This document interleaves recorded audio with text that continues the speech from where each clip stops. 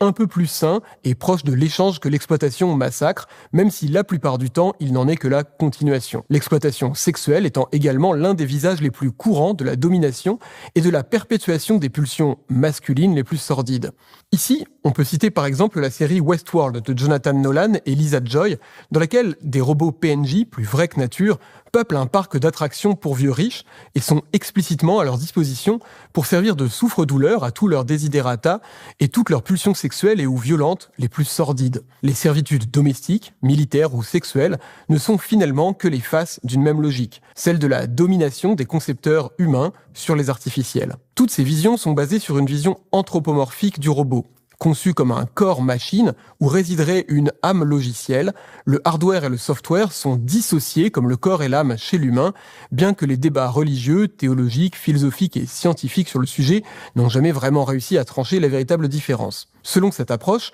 les robots sont aussi énigmatiques que nous sur le plan philosophique. Ils sont autant d'individus, artificiels mais individus quand même. Et leur software est décentralisé, c'est-à-dire qu'ils résident dans leur corps robotique. C'est le fameux ghost ou fantôme dans la coquille dont parle la major Motoko Kusanagi, héroïne des mangas et films Ghost in the Shell de Masamune Shirow, adapté au cinéma par Mamoru Oshii.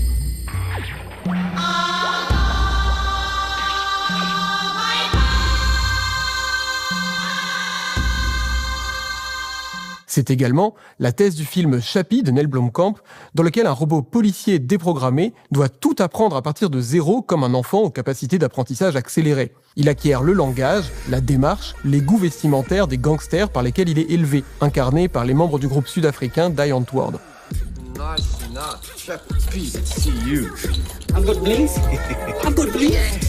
C'est aussi la Ava de Ex Machina d'Alex Garland, dans lequel une gynoïde fabriquée par un milliardaire mégalo, pour changer, développe tout un plan d'évasion pour rejoindre la civilisation extérieure. C'est également le robot sauvage dans le film du même nom de Chris Sanders, qui se singularise au contact des animaux d'une île abandonnée et apprend par lui-même à développer une relation aux vivants qu'il ne soupçonnait pas, jusqu'à défendre ses petits amis animaux contre ses semblables et contre sa propre programmation à la fin du film, et garder cette étincelle d'identité propre, même une fois réinitialisée. C'est enfin Joy, l'IA de compagnie de l'agent K dans Blade Runner 2049, incarnée par Ana de Armas, qui jalouse la corporalité des êtres physiques, fussent-ils des réplicants ou des robots eux-mêmes. Elle commence par vivre la corporéité par procuration en se superposant au corps de Mariette, une réplicante travailleuse du sexe, pour coucher avec K. Puis, frustrée, Joy finira par demander à celui-ci de la télécharger dans un support physique pour vivre l'expérience dangereuse du rattachement à une existence matérielle. Dans chacun de ces exemples, et même si la conscience est parfois issue d'une collecte massive de données ou d'une émergence énigmatique, c'est-à-dire que du volume de data naît la conscience, un peu par magie, le robot demeure semblable à notre propre expérience de la vie. C'est un individu sensible, situé, habitant son propre corps et concevant sa personnalité grâce à un rapport au monde issu de son expérience physique. À la pure intelligence artificielle, souvent représentée comme froide, ultra-rationnelle et dénuée d'émotions, répond une expérience sensible, une intelligence corporelle, qui forge les personnalités et autant de rapports singuliers au monde. Plusieurs œuvres littéraires développent cette relation entre corporalité et intelligence. Hugues va maintenant nous en détailler quelques-unes. Comme nous l'expliquait Antoine à l'instant, le corps robotique, sous toutes ses formes imaginaires bien entendu, depuis l'origine de la fiction qui s'y consacre en tout ou partie, se retrouve bien en apparence au cœur de la possibilité de l'empathie machinique. Pourtant, c'est ici que l'écart entre le réel et l'imaginaire se montre souvent le plus manifeste. Frédéric Landragin, docteur en informatique linguistique et directeur de recherche au CNRS, mais aussi fin connaisseur de la science-fiction sous toutes ses formes, est l'auteur entre autres d'un ouvrage particulièrement précieux, « Comment parle un robot ?», publié en 2020 dans la collection Parallax, qui établit précisément des ponts remarquables entre science et fiction, aux éditions indépendantes Le Bélial. Modestement sous-titré « Les machines à langage dans la science-fiction », cet essai nourrissant pointe d'emblée le paradoxe C3PO, par lequel une machine de taille finalement très modeste et à la consommation énergétique mystérieusement inexistante ou presque, dispose pour ses 6 millions de langages d'une quantité de données et d'une capacité de traitement bien supérieure à celle des gigantesques superordinateurs avec lesquels elle cohabite pourtant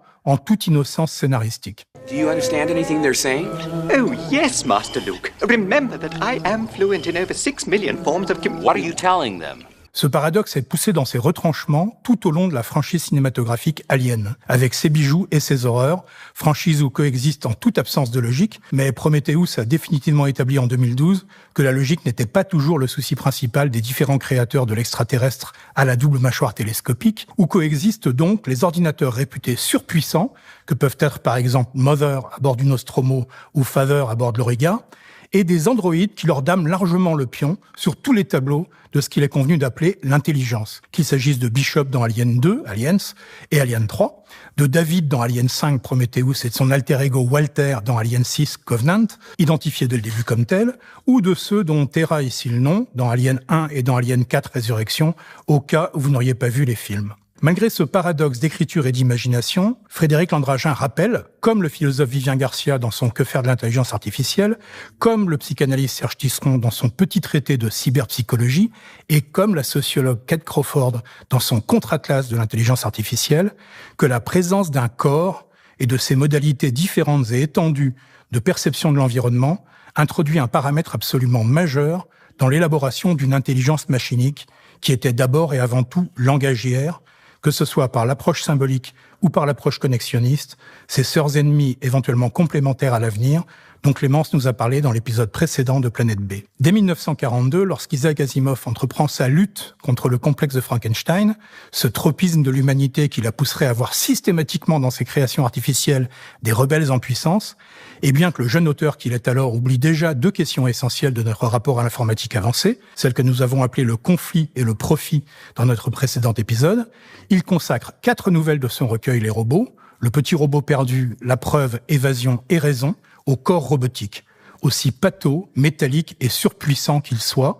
à son apport sensoriel cognitif et au vertige de l'imitation, on y reviendra tout à l'heure, qu'il véhicule éventuellement. Souvent en sous-main, cette question du corps artificiel et son impact sur l'intelligence hante ainsi la science-fiction depuis l'origine ou presque. Mais c'est de 3 œuvres récentes, particulièrement incisives et emblématiques, que je souhaite vous dire un mot maintenant. Dans son succulent dernier roman, La mort de l'auteur, publié en 2025 et traduit par Fabien Leroy dans la collection Ailleurs et Demain des éditions Robert Laffont au groupe Editis, la grande autrice nigériane et américaine Nnedi Okorafor nous offre une extraordinaire mise en abîme de ce que peut signifier aujourd'hui, dans un contexte africano-futuriste particulièrement affûté, où s'entrechoquent principalement pour le meilleur et marginalement pour le pire des cultures en apparence disjointes, l'acte même de la création imaginaire en général, science-fictive en particulier. Surtout